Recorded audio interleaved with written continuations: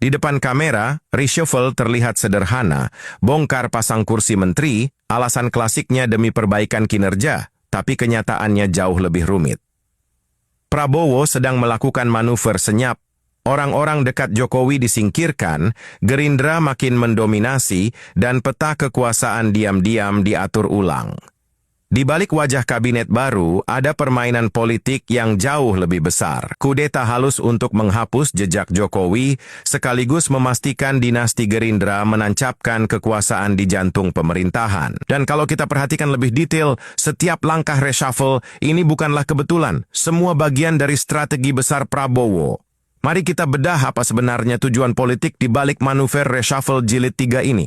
Ada banyak spekulasi mengapa Prabowo melakukan bersih-bersih di kabinet jilid 3 ini, tapi benang merahnya jelas untuk memperkuat kursi politik Gerindra sekaligus melemahkan pengaruh Jokowi yang masih terasa di tubuh pemerintahan. Karena itu, sasaran utama reshuffle kali ini adalah menteri-menteri peninggalan era Jokowi atau bahasa sederhananya, geng Solo. Kalau dibilang ini soal kinerja, ada benarnya. Beberapa menteri memang sering blunder di depan publik. Ambil contoh saja, nama Hasan Nasbi. Saat menanggapi teror kepala babi ke kantor Tempo, ia malah terlihat gagap dan mengeluarkan pernyataan yang memicu kritik. Udah dimasak aja, kalau kepala babinya dimasak aja, ini memang cukup jadi alasan untuk diganti. Tapi kalau ditarik garis ke belakang, motif politiknya jauh lebih kental. Sebagai kepala kantor komunikasi kepresidenan, rekam jejaknya itu panjang. Mantan relawan Jokowi Ahok, lalu jadi prajurit digital Jokowi. Dari Pilgub DKI sampai 2 periode kepresidenan, sosok seperti ini jelas dianggap pion berbahaya dalam kabinet Prabowo. Sebelum Hasan ada juga Budi Ari, Menteri Kominfo di era Jokowi, yang kemudian dipindah jadi Menteri Koperasi oleh Prabowo. Semua orang tahu kedekatannya dengan Jokowi, dan juga Budi Ari adalah pendiri Projo, kelompok relawan terbesar Jokowi.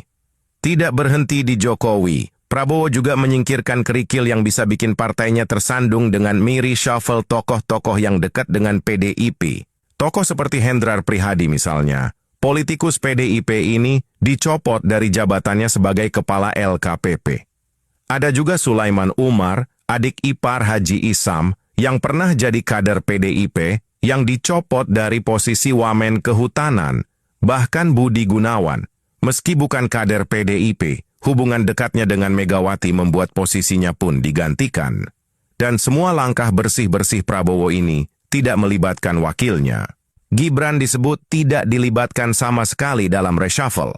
Alasan resminya ia sedang di luar kota, tapi sulit mengabaikan sinyal kalau istana ini sekarang muncul ketegangan matahari kembar. Dan ketika orang-orang dekat Jokowi mulai disingkirkan, peta kekuatan kabinet pun bergeser. Ada 4 mata yang dicopot sekaligus dalam reshuffle jilid 3 ini. Hasan Nasbi, Kepala Kantor Komunikasi Kepresidenan, Anto Mukti Putranto, Kepala Staf Kepresidenan, Hendrar Prihadi, Kepala Lembaga Kebijakan Pengadaan Barang Jasa Pemerintah, dan Sulaiman Umar, Wakil Menteri Kehutanan. Pencopotan ini jelas bukan sekedar soal kinerja. Mereka adalah orang-orang yang punya ikatan politik baik dengan Jokowi maupun PDIP.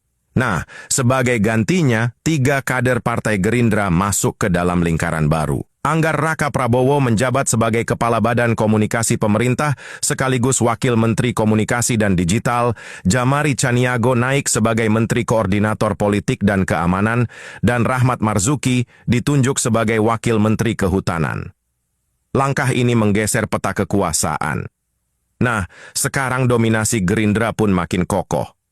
19 kursi menteri dan wakil menteri diisi kader Partai Banteng Kepala Garuda ini jauh meninggalkan Golkar dengan 10 kursi. Sementara Demokrat, PAN, PKB, PSI, Gelora, PKS, PBB, sampai Prima, masing-masing cuma kebagian remah-remah kekuasaan.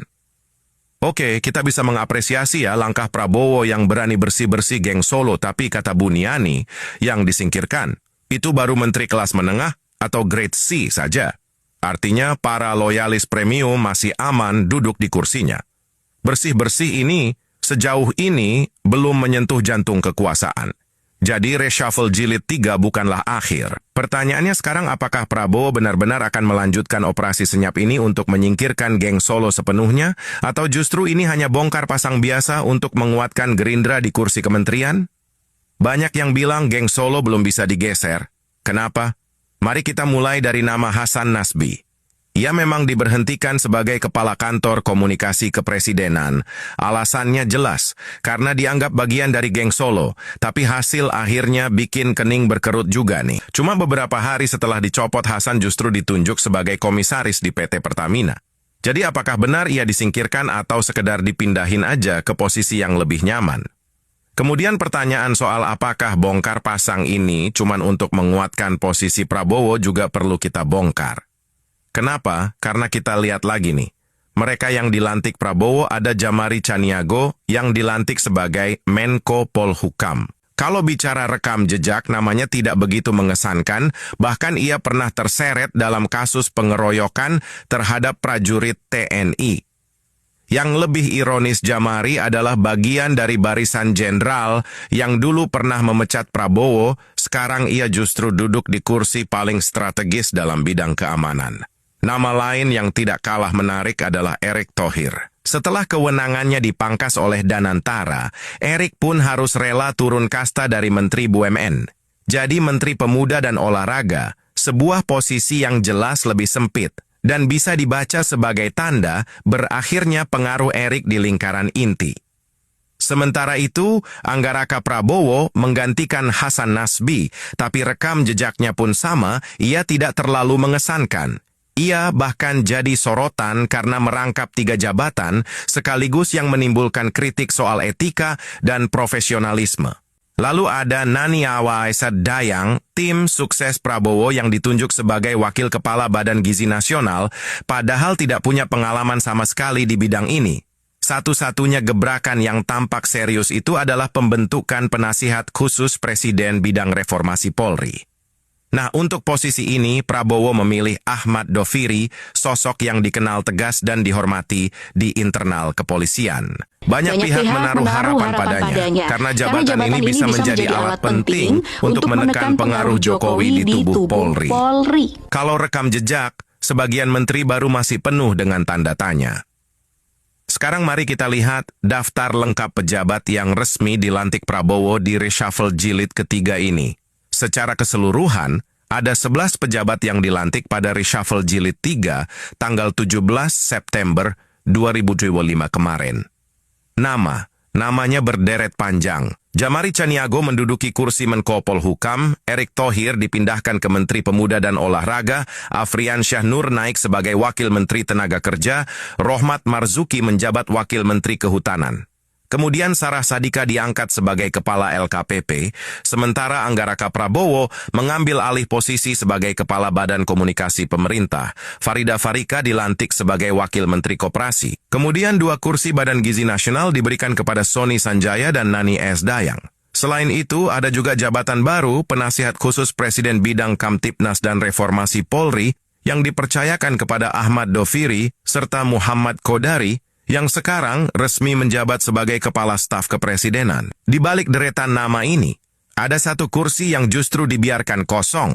Posisi Menteri BUMN, salah satu yang paling strategis dalam perekonomian negara, tidak diumumkan penggantinya. Kosongnya kursi BUMN ini langsung memunculkan spekulasi apakah Prabowo sedang menyiapkan sosok yang sangat kuat untuk mengendalikan BUMN atau justru ada tarik ulur politik yang belum selesai di balik layar. Meski sebagian nama yang dipilih dalam reshuffle kali ini punya rekam jejak yang tidak selalu mulus, langkah Prabowo tetap bisa dibaca sebagai sebuah momentum perubahan.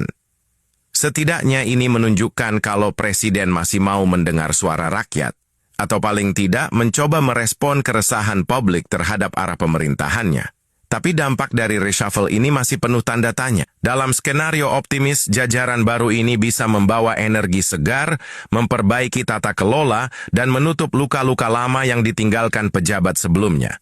Jika ini terjadi, reshuffle akan tercatat sebagai tonggak penting bagi pemerintahan Prabowo, sebuah sinyal bahwa ia masih punya kendali penuh atas mesin politiknya. Tapi dalam skenario pesimis, wajah baru ini cuma akan jadi kosmetik. Tidak lebih dari pergantian nama tanpa perubahan nyata. Bahkan bisa jadi kosongnya kursi BUMN justru memperlihatkan betapa kuatnya tarik-menarik kepentingan di lingkaran istana. Jika benar begitu, reshuffle kali ini hanya akan menambah daftar panjang drama politik tanpa hasil konkret bagi rakyat. Pada akhirnya publiklah yang akan menilai apakah reshuffle ini awal dari perbaikan atau sekadar permainan kursi yang berulang tanpa arah.